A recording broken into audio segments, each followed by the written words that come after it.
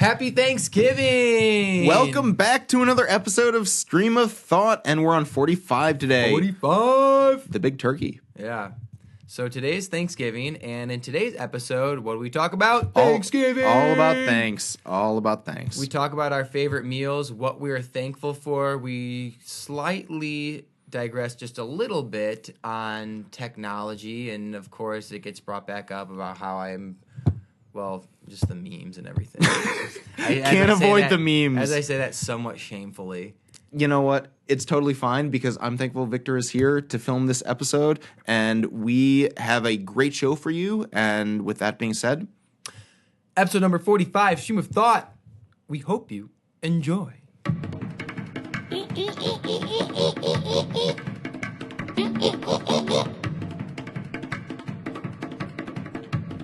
Don't mind me. I'm just waiting on you. I know, man. So what's up? Did you want to... I thought you had something you wanted to talk about right away. Oh, well, Thanksgiving, man.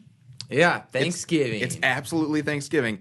And, I think a lot of people, I feel like, have pretty big family gatherings over Thanksgiving. But it ranges, right? I don't know, because what's your typical Thanksgiving experience like? Okay, so let me tell you what it used to be like. It used to be when you were like living around home and coming back from college. Yep, and what it's been for like the last 10 years. Exactly. So growing up, we would always go to Albuquerque. And in Albuquerque, it would be my family. We'd see my aunts and uncles and my grandmother. So typically there would be myself, brother, sister, mom, dad, that's 5 people. Aunt and uncle and 2 cousins, that's 4 more, that's 9. Aunt, uncle, and 2 cousins, that's 13. A few random people, like close friends of theirs, and, my grandmother. So typically 15 to 20 people at one person's house. Yeah. And when I went to college, I think my freshman year was the last time we went there because I was like, I do not want to travel when I'm at home for Thanksgiving break from college. Like, I drove here 2.5 hours. I don't want to get on a fucking airplane at 5:30 in the morning. You know what I'm saying? I just want to sleep in my own bed. So the last several years, probably 10 years or so, it's just been at our house, mom, dad, brother, sister, and that's it. And a few years ago, we had my dad's, one of his best friends from when he was growing up, their family came over, which is like, it was just 3 of them. And then one year, I think, maybe the same year, my sister had 1 or 2 friends from college come over, but it's been very small. Yeah. See, and I think proportion is really important because for us, it used to be, so it was my grandmother on my mom's side, my mom and her brother, so my uncle, and both of our families would always get together with my grandmother, and we would spend both Thanksgiving and Christmas together. And Thanksgiving would always be at our place, the Thorsell place, residence, and Christmas would be at the Zasek residence. And so it was always really tiny, right? It just immediate family. And because we were all around the same age, I was the oldest, and I just turned 30, so everyone is much younger than me, just graduating college, getting out into the world.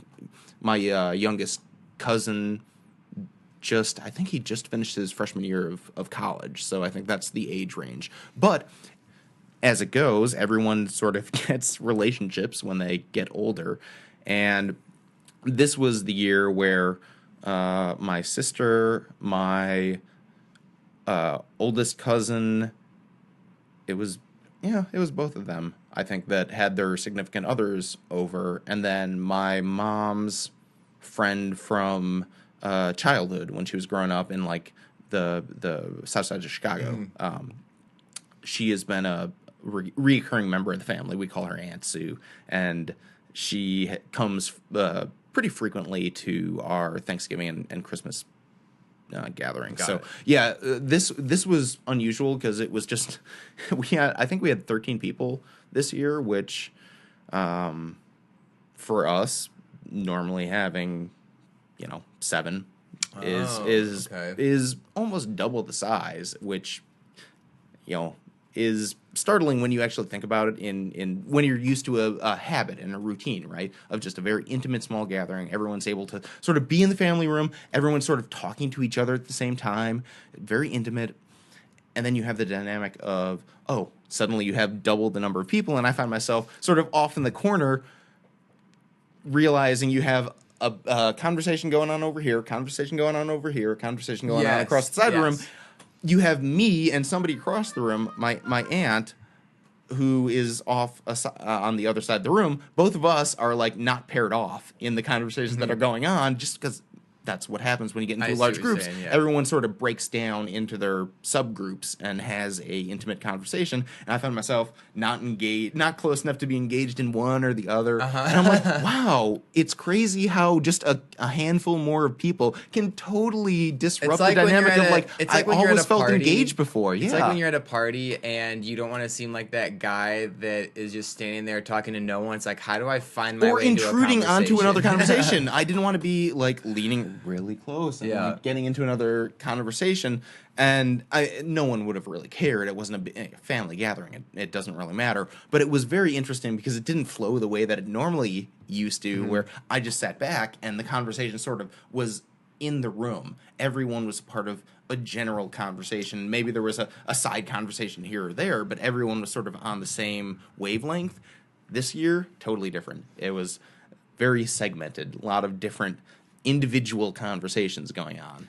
I don't like large gatherings as an adult because I hate answering the same fucking question every 15 minutes. You got to try and make it interesting. Like, that was my attitude. Here's the thing. Is because those default questions to get conversations started, like, you know, what have you been up to lately? How is work? Where are you going to school? What's your major? Like, I fucking hate all that shit. I'd much rather talk to someone about something, like, completely unrelated to anything of those topics, and then I would have no problem after the conversation starts to maybe come to that saying like, oh yeah, I'm going to school here, or oh, this is my major, or this how. Like, I really don't fucking like it when like those are the questions that really start the conversation off. Like, you have nothing, you can't think of any more creative question to ask me to start a conversation than the fucking question that I've already answered, you know, every 15 minutes for the last 3 hours. I think you nail it right there, because that's the problem when you get into the large groups, which is like plus 15, more than 15 people.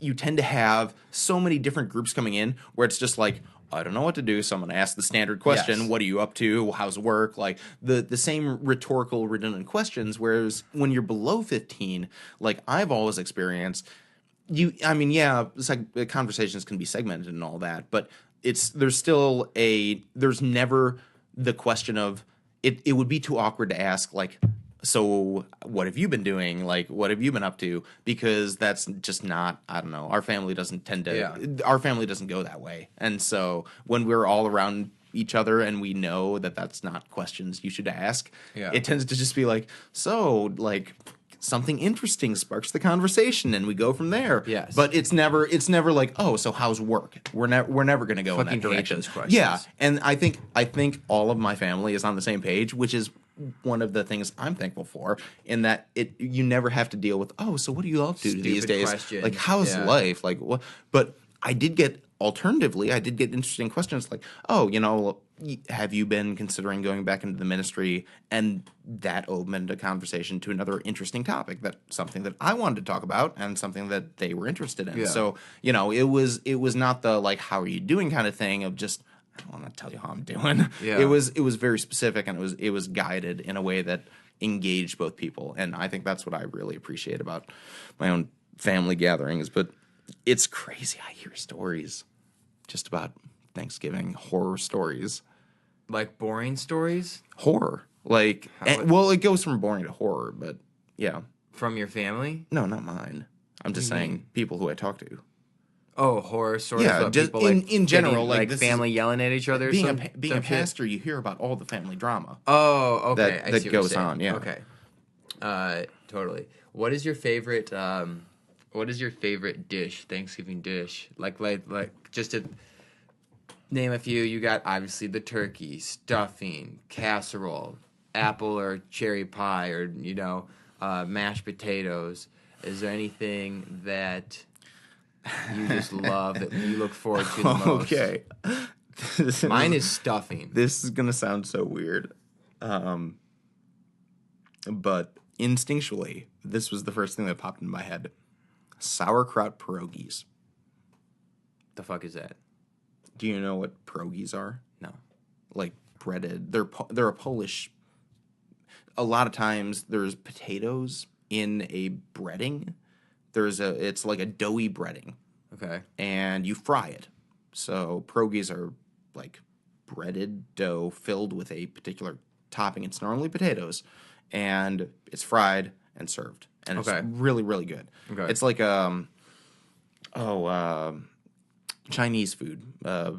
Like I see what a you're saying, like like an a egg roll, kind of like that almost, but without the egg. I get what you're saying. like a doughy breading. I get what you're Like a saying. doughy, like a like a doughy breading filled with potatoes. like That's a dumpling. fried. Dumpling. It's a dumpling. Do you know what a dumpling Yes, I is? know what a dumpling Okay, is, so yeah. it's like a dumpling filled with sauerkraut. Okay. And it's really, really good. I really, really like it. And anytime that they didn't serve it this year, so my family does sometimes listen to the podcast. So, but that's not a big deal.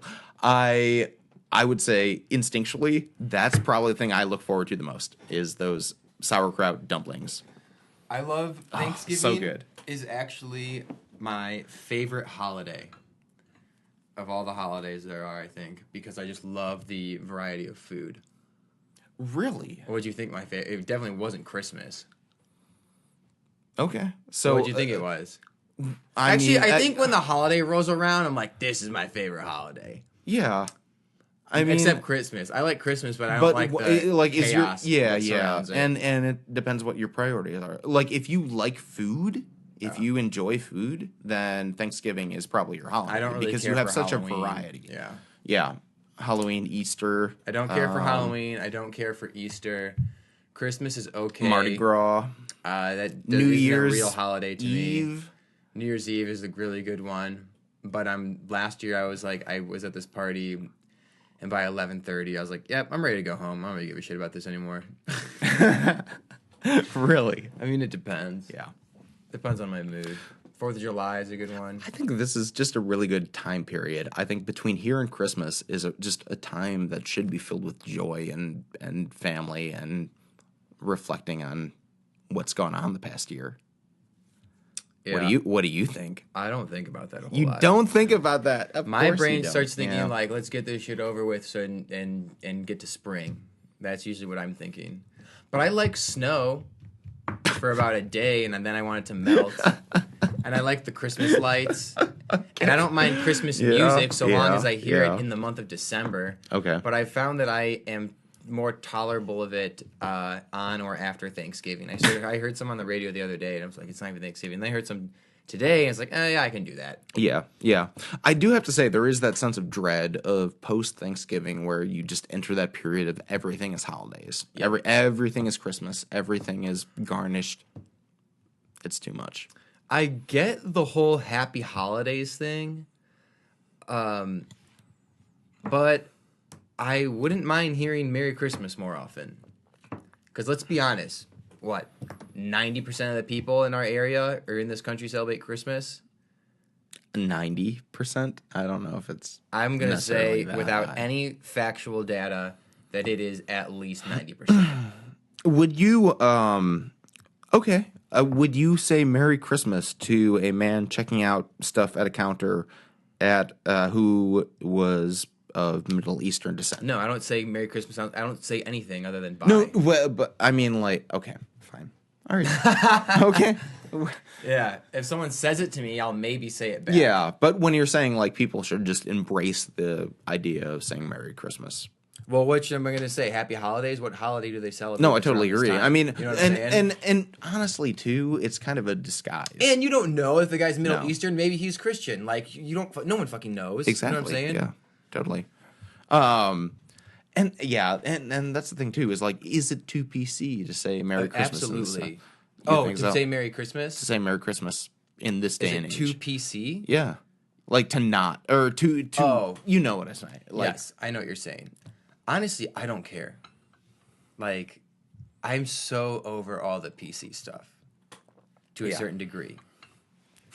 Am I making this difficult for you? You have that look like you're not happy with my response. No, you have me thinking a lot because I was, dude. There are times during family gatherings where politics will come up and it just ends up being a shit show.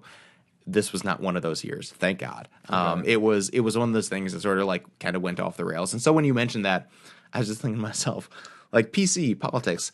Oh yeah, I mean, there's a lot to sort of nitpick about these days. And if you have a family member who's gonna go off the rails and go on their own high horse about some topic or another, it doesn't matter what side of the aisle that they're on, but they just choose to like make that a thing. Oh, all hell can break loose if you say the wrong thing. And so you have to have a person there to diffuse the situation and just say a line that just makes it totally nonpartisan and be like, oh, like, yeah, this is something that we can all sort of empathize with. Like, do you know what I'm saying? Yeah, I do. But I think people also should realize whether they say Happy Holidays or Merry Christmas or whatever the hell, like, it's not necessarily those words. It's the intent behind them. Like, I hope you have a good time during this season. Like, it's just like, I hope, you know what I'm saying? I wish good fortune comes your way. It's not necessarily like Merry Christmas or Happy Hanukkah. It's like, no, like, I am the spirit of the times is in me, and I'm passing it on to you, and I hope it fills you with joy. Is really what How Christian of you. the thing is saying. Yeah. You know, no, I mean spirit and like you know what I'm saying. No, I don't. No, I'm just kidding. I totally do. No, but well, and that's the other track too. Is that you know what? I totally lost my train of thought, so I'm not going to go there. It's probably because I explained myself so well that you have no rebuttal. Well, okay, let me say this though too. The other day, someone wished me happy holidays, and it was funny because a few people have done that, and it's like, I know you want to tell me happy Thanksgiving, but you're not going to because you're afraid that you might offend me. Yeah. Because we're clearly not in the month of December, which Happy Holidays covers. Christmas and Kwanzaa and Hanukkah are like the three major things. If there's anything else, someone please tell me. But it was funny because they're like, Happy Holidays. It's like, tomorrow's Thanksgiving. Don't you mean Happy Thanksgiving? But you could tell this look in their eyes like that they want to say Happy Thanksgiving, but they're not going to because they're told that they need to say Happy Holidays. Otherwise, they're a bad person because they might offend somebody. Yeah, yeah. It's a challenge, for sure.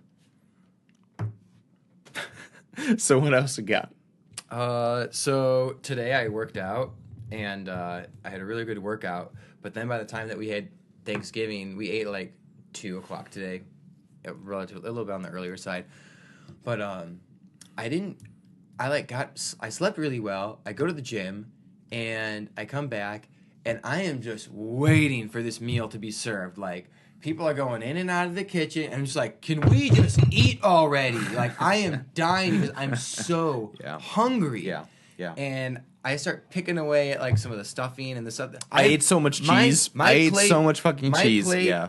is full and ready to be eaten for about 10 minutes before like everyone finally gets their shit together. Yeah. And then afterwards, I just felt, and I only had one plate of food. I felt so exhausted. I'm like, why is this? I'm like, oh, I went to the gym earlier today. And it was funny because today I woke up at like 7:30 or 8. I finished watching the documentary Jim and Andy, or Andy and Jim, or whatever the hell it's called, where Jim Carrey played Andy Kaufman in Man on the Moon, and they like finally released the footage. And I finished watching that. I did about nothing for like an hour and a half after that. I was like, I have to go to the gym. I can't just do nothing today, because I could feel in my body, it's like, I need to do something physical. So I go to the gym, I come back, and then I'm like doing a bunch of nothing afterwards. My life has been getting sucked into my phone because I got like 4 games of... Oh, yeah, dude. I got like fancy. 4 games of Words with Friends going on right now. Words with Friends, really? So like, okay. So it's been like, I'm sitting there and I play a move, right? And then I go to the next game to play another move. By the time I play that move, someone else has responded to my previous move, so it's just like, I have to just keep, it just sucks. What I need to do is just take a break for like 24 hours and not play that game. Dude, cell phone addictions are just as real as any other addiction. it sucks you in, man. It totally diverts you from your primary purpose in life Yeah. of living life to the fullest. I heard on something I tried it a couple times. Not looking at your cell phone the first hour of your day.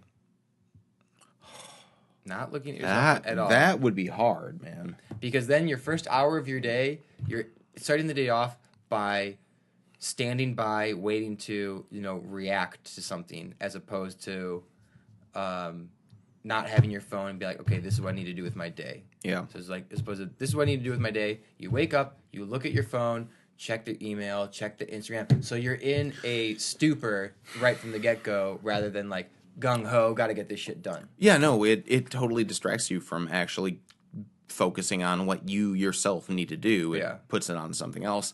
At the same time, we're in that period where you could wake up in the morning and we could totally be at a nuclear war with other people. Yeah. And so I think that there's kind of this,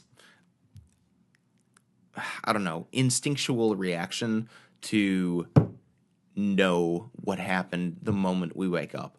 To have that reassurance that we're still all here, that nothing crazy shit has gone down, that suddenly there has been a coup in the United States or something like that, which sounds outrageous, but at the same time, is kind of in the climate that we're in right now. I do enjoy people look for looking at Google, and right away you see like Google trending. So you have like top stories that are going on up to date. I discovered the Google Newsstand for my PC, which has totally changed the way that I consume news.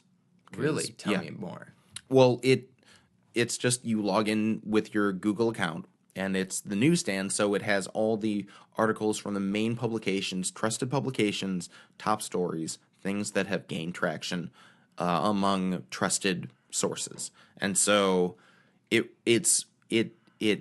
accumulates all the headlines, and it tries to place them in order of what the country and what the world is talking about most at the very top. And it's really, really useful because you get a chance to see anything from CNN to Fox News to Huffington Post to some of these really like conservative or really liberal sites, and you get a chance to see the full spectrum of what people are saying about particular topics or issues and things like that. And it's a really good way that I will wake up and I'll be like, okay, click on that.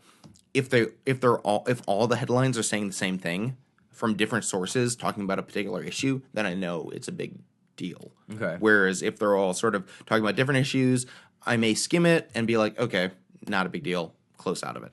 And so that's how I choose whether or not to like actually engage with the morning news, is if there's a big story, which is one that's being reported on by everyone, I'll be like, okay, that's worth seeing what's going on.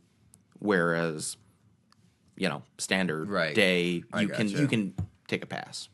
Totally. So there's this guy in one of my previous classes. His phone was only a flip phone, and it cost him only like, I don't know, $8 a month or $10 a month to have, and he did it because it was so cheap. Yeah. I was like, man, I wonder what you can do, the endless possibilities of what you can do with your day if you only have a phone that makes phone calls or text messages. That's so true. That's so true, because the moment today when I felt like I was disengaged, that moment where everyone was sort of in their interpersonal conversations, whip out my phone, be like, yep. I don't play mobile games either, so I don't have something I'm addicted to on my phone, and so I'm just like scrolling through my apps. What app can I look at? I haven't looked at this app in a while. Maybe I'll check that out. Like, sports scores, I'll look at that. Maybe Tom News Story. But yeah, check my email. I'm just like, but I got nothing to like stick to, and I'm just like, scroll. I was listening to I think it was Chris Hardwick, and who did he have on? TJ Miller or somebody, and they were talking about how like, I had lost my phone, or I didn't have, or it was out of battery or something. The person didn't have the phone, and they were waiting for someone to like pick them up outside their apartment or something like that. And he said it was really weird because he's like, I had that instinct to reach for my phone and I didn't have it, and I was left with no choice but to just wait and be aware of my thoughts. Wow. And think about things that were on my mind. Oh my goodness. Yeah.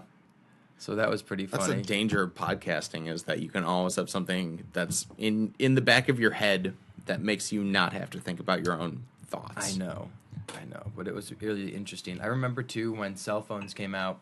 When cell phones came out, they came out like in the '80s, but when early 2000s, or it had to have been, seeing advertisements for a phone. It was like, look at this phone. This is a text message. And I'm like, this is stupid. Who else is going to have this brand new phone that can receive the text message? Even if you buy this phone, who's going to have a phone that can receive the message that you send? Yeah. And I remember thinking that and seeing this had to have been like... But it was Glen Ellen, so all of our classmates ended up getting it first in line. I mean, we were first wave when it came to technology. Well, I remember when we were 16, it was common for someone not to have a phone. Yeah. Totally. It was like probably 50-50. But I mean, I remember calling. I even had a phone by the time we were seniors in high school. I got one for when I turned 16. Yeah, and that was, I mean, back in 2004. I want to say 2000, because we graduated 2006. Yeah, and so that would have been 2004 to 2006. Pretty much everyone by the time we graduated had a cell phone. For the most part, yeah. For the most part, yeah. I remember except for Chandler Cannon. I remember Bill had to share his cell phone with his sister. His younger sister, who was, I think his sister's 3 years younger than him. But can you imagine being like, in 11th or 12th grade and having to share a phone with someone 3 years younger? Well, and because I was with Neil at the bar yesterday, and we were talking with the bartender, and as we're talking, she just pulls up her phone and starts looking through her social media, and as totally unrelated conversation, and she's just like, oh, I have this interesting thing to show you that I posted on Facebook that got a lot of likes. And I keep thinking to myself, is this really how most people sort of orient their lives? The those around our age range, the millennial generation, orient their lives when it comes to Facebook and Twitter and social media. I'm not really into that, so I can't really relate to how viral this sort of attitude is towards always being connected via social media and knowing what other people are thinking. I don't know. I know what you're saying. Do you have a better sense? I mean, yes, I don't know if you're more integrated into the Screw Curly crowd. Screw Curly, you fuck Jerry. You mean? The fuck Jerry, yeah. We're gonna get that right eventually. Curly. All right. Yeah, I knew it's something along those Jerry, lines. and then there's Jerry News. The problem is I keep saying fuck Curly, and so it gets ingrained, or Screw Curly. It's in my head. Yeah, because it's fun. Like, for example, if I see something that's funny, I want to share that with someone, and I think this is funny. Take a look at this, and it just so happens that it's accessible in my hand. Mm-hmm. You know what I'm saying? And because you can just easily just swipe and look at new stuff so quickly, it's like, look at this. Oh, that's cool. Hey, then look at this. Look at this. Look at this. Look at this. But if I'm having a conversation, I don't know. It's hard because we're in the midst of this, this beginning of a new era. Technological era. So it's hard to gauge. Yeah. But I just lost my thought as I was scrolling through my phone. Absolutely. I'm going to just thing. But look at this one. You can appreciate that. I'm in a relationship with mashed potatoes. It's on the Beige Cardigan Instagram page, and it looks like it's a screenshot of what it looks like a in relationship Facebook thing with a blue heart, in a relationship with mashed potatoes, and then in smaller letters, today. For sure. Oh my God, what have we become? Look at this one. Oh Lord. This shit is so funny, dude. I don't understand this.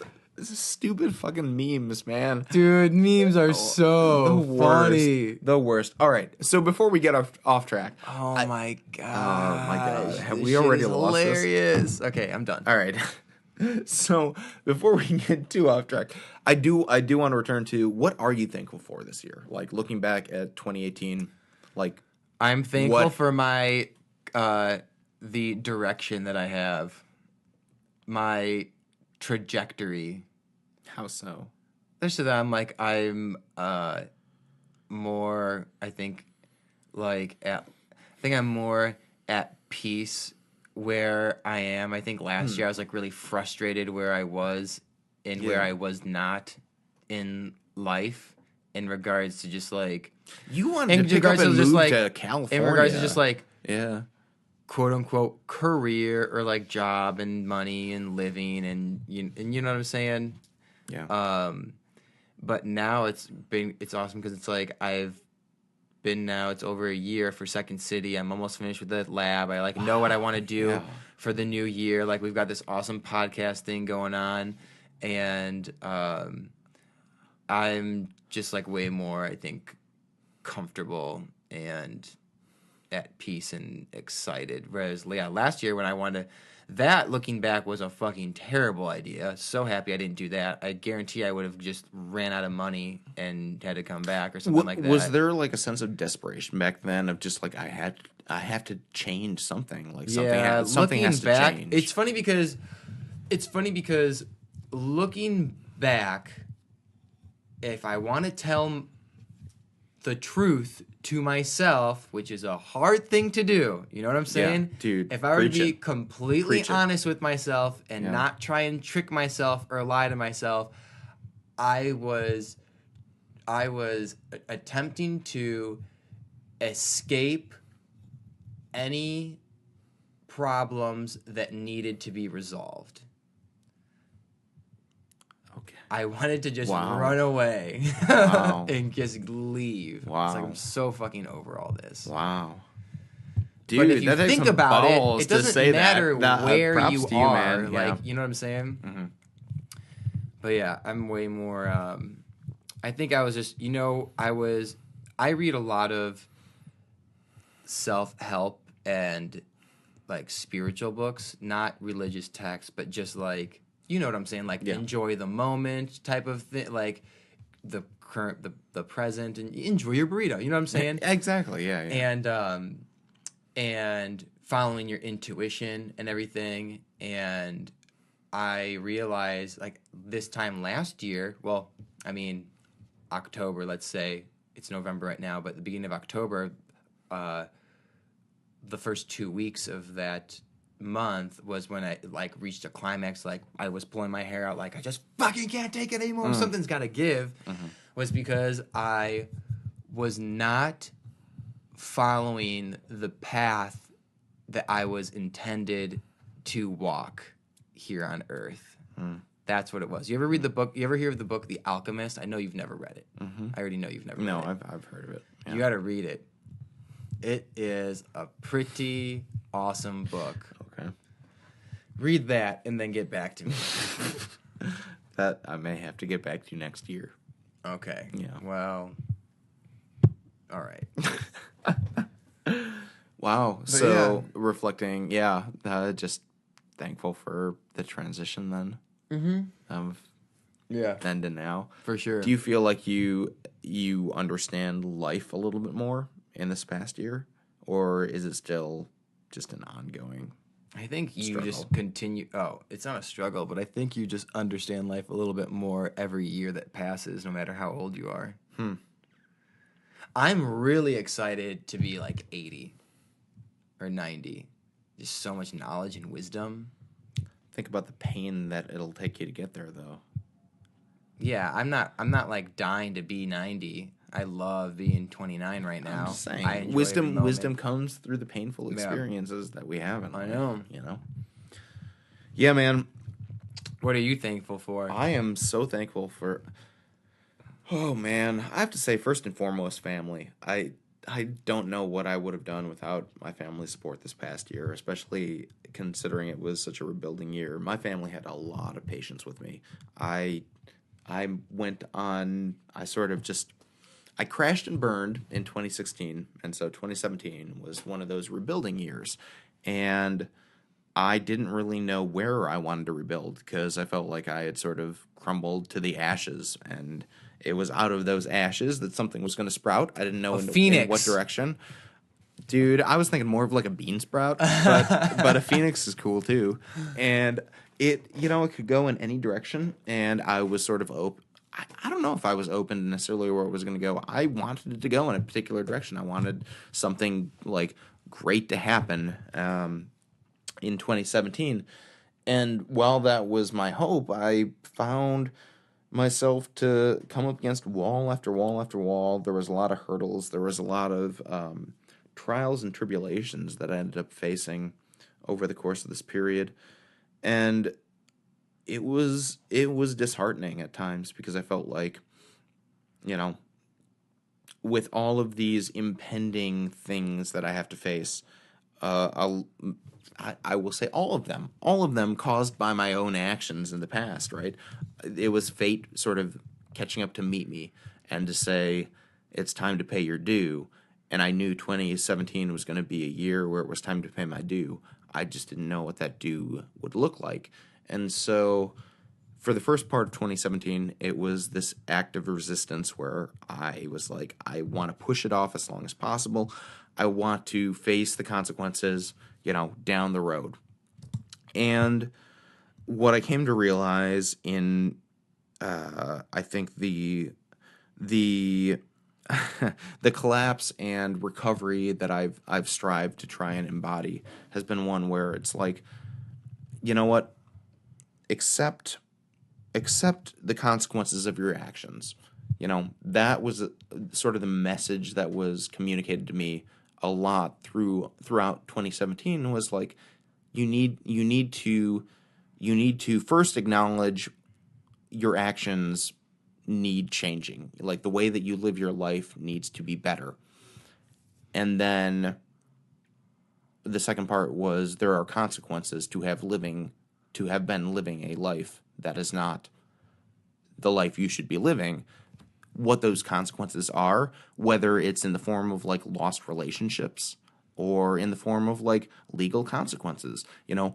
I've experienced the full spectrum of that over the course of this year, and it's made me stop and reflect and think to myself, you know, when you stop running from your past and you just embrace both the best parts about you, which is important, but also the worst parts. And the worst parts are the hardest parts to mine up because a lot of times I would convince myself that they didn't exist or that they weren't actually a bad thing, like something that I didn't need to deal with. And I think 2017 for me was a reckoning.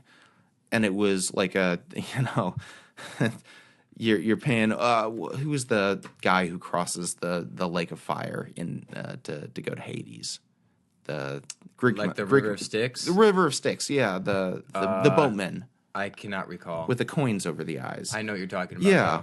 No, I mean, yeah, it was one of those instances where I felt like, you know what, you just need to close your eyes and accept what your fate is going to be. And once I was like, you know what, I am willing to sort of absorb whatever comes in my direction, my life ended up getting that much easier because I acknowledged my shortcomings and I said, it is my goal in my life to make amends to this to the best of my personal ability. And if that's, through legal or interpersonal or like just saying I'm sorry, like I'm going to do what I can to try and start rebuilding.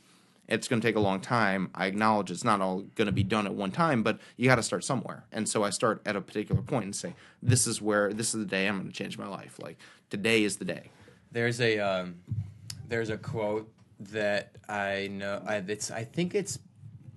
I cannot recall which pope. Maybe Pope John Paul II. I can't recall exactly. And the quote is something along the lines of, like, every man who got where he is.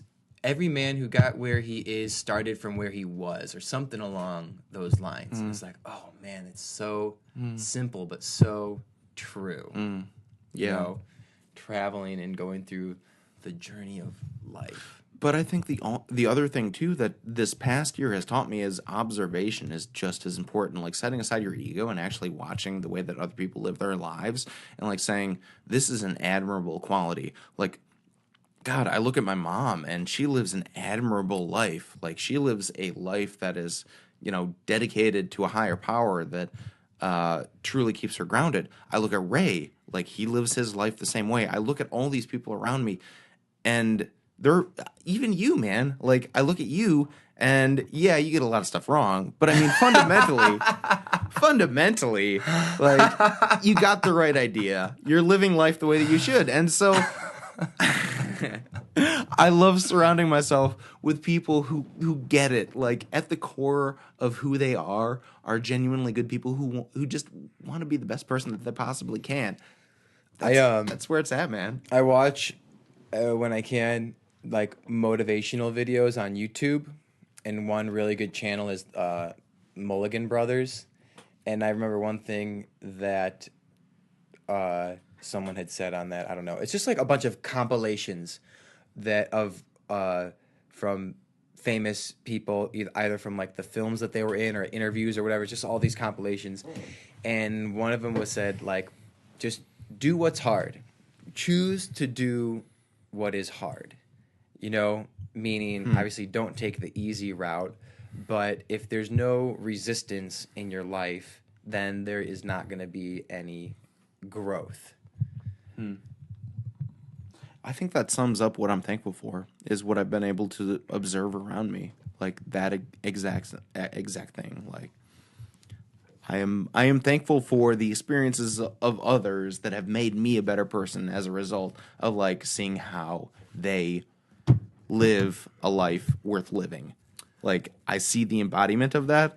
I see the joy they get out of that, the fulfillment that they have in their life, the joy that they have in their eyes.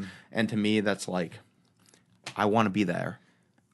What is on the horizon for you for 2018? Meaning, what are things that you want to accomplish for 2018? And I bring this up now because it's great for people to be ambitious. It's incredibly hard for all of a sudden to just stop everything or change everything on January 1st. You got, Yeah. 5 or 6 weeks. We got about 5 weeks to easily transition into the new year.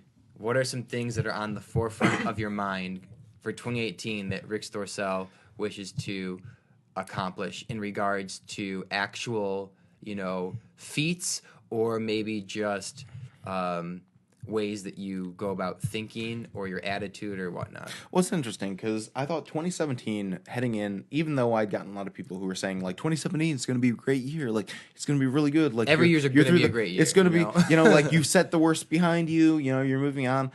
Deep down, I knew to myself, I told myself that 2017 was going to be one of those years where there was going to be a lot of reckoning to be had, and it was not going to be a very pleasant year. I was going to have to deal with a lot of shit. 2018, I have a very, very different perspective because I have been willing. I think the difference is I have been willing to confront the things that I've been putting off for years and years and years and be able to face the music. And now that that's over, it's lent me this air of freedom. And for 2018, I see freedom as the thing that I'm getting out of what I had to deal with in 2017. I have so many opportunities before me right now that I can't even describe the joy of just knowing that I could be moving to anywhere from Minneapolis to Tennessee to New York to New Jersey to Illinois to back to Iowa. I mean, any of these places, there are opportunities. Where would you live in Illinois? We are in around Illinois. here. Yeah, exactly. Oh, I see what you're saying. Okay, yeah, no, stay here. I mean, just a different place. Okay, yeah, gotcha. Okay. Geographically speaking, there are probably maybe 8 states or so that I have a legitimate path of moving to because there are so many different options that are open before me because I've reconciled with my past and I've moved beyond the hurt that I've caused other people and been able to make amends where I've been able to. And as a result, like, opportunities have opened up before me in a way that I can't describe. And it doesn't make any sense to me. Like, it makes 0 sense to me why all of these opportunities have just appeared. And it's like, oh, now wow, this could be a perfect time to like be a part of a new growing community, and that is really, really exciting. I mean, heck, even what we're doing here with this podcast, this itself is an opportunity that for if whatever reason it explodes to be we're people listen to us. Yeah. I mean, like, Well, it's funny that you say that. it's because, crazy. You look, know, if you look I'm back open at, to it. Yeah. I am. Well, if you look back at the numbers, there was like a huge boom in downloads and listens just this month alone, as opposed to last month. So there's potential. And surprises like that, it's like if you're willing to spend the time and dedication, even if it's just showing up and being present. Dude, showing up is half of it. And in Neil's case, it's 3/4. Well, it's funny because when you texted me today saying, hey, I'm about ready now in the next 30 minutes, I was lying in bed, and I almost want to text you back, like, can we just do this tomorrow? I want to go to bed. And I was like, I know it's Thursday, but tomorrow's Friday. We're not going to record on Sunday because he's going to be out of town. And I was like, oh, shit, he's leaving for out of town tomorrow. It's like, all right, getting out of bed. We did it. I'm going to eat some more turkey and stuffing. I'm kind of awake now, so fuck, gotta go do this podcast. But it's like, no, I have a great time doing it, but it's just like that 10 to 15 minute window where I have to tell my body, like, no, you're not tired. You're going to get up and you're going to walk out that door and you're going to do a fucking great podcast episode. And then, like, once you get in the car, everything's fine. It's like going to the gym too. Absolutely. Like, if you just take that split second to think about it instead of just doing it, it makes the feat so much more difficult to accomplish. Just like, don't even think about it, just do it. Just do it. Yeah. But yeah, that's the moral. That's the moral. Just do it. Can we say do that? it? Do it. Did we steal Nike's we trademark? Just did. All right. I don't know.